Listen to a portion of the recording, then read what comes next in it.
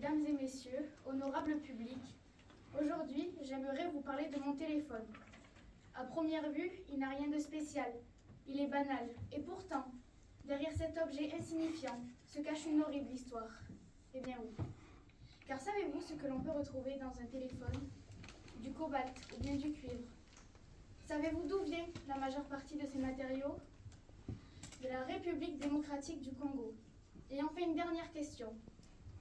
Savez-vous quelles sont les conséquences de l'exploitation de ces matériaux? Un génocide, que vous connaissez sûrement sous le nom d'une guerre entre la RDC et le Rwanda. Mais il s'agit bien d'un génocide. Avant tout, j'aimerais vous rappeler la définition de ce mot. C'est une destruction méthodique d'un groupe d'humains. Venons-en à l'histoire qui se cache derrière ce génocide qui n'est pas exposé sur les médias. L'exploitation de l'Est du Congo a provoqué une guerre avec le Rwanda. L'enjeu principal de cette déstabilisation est l'exploitation illicite des ressources de l'Est de la RDC, tout en répandant l'insécurité dans la zone exploitée. Je vous parle ici de viol, d'esclavagisme, de travail d'enfants et de mort. À la minute où je vous parle, on en compte 6 millions. Il s'agit du plus grand bilan humain depuis la Seconde Guerre mondiale. Mais alors pourquoi ce sujet n'est-il pas exposé sur les médias?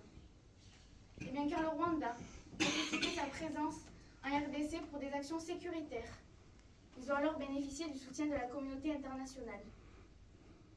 À présent, j'aimerais mettre en avant les violences commises aux Congolais en vous racontant des témoignages.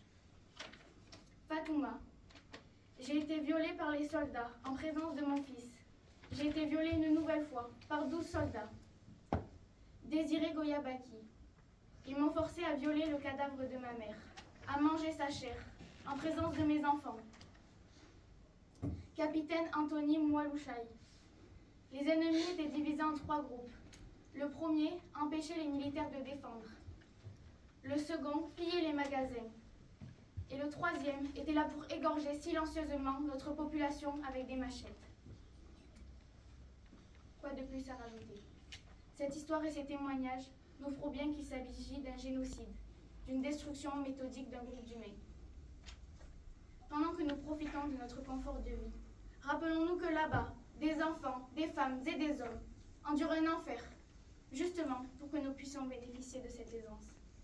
Ne restons pas sans rien faire. Pour aider la RDC, nous pouvons éventuellement faire des dons sur congolishewsfoundation.org ou sur friendsofthecongo.org. Si je suis ici devant vous, c'est pour que le génocide en République démocratique du Congo soit enfin reconnu. Notre sujet s'exprimer pour exister prend alors tout son sens. Je ne regarderai plus jamais mon téléphone de la même manière. Et vous, je vous remercie de m'avoir écouté.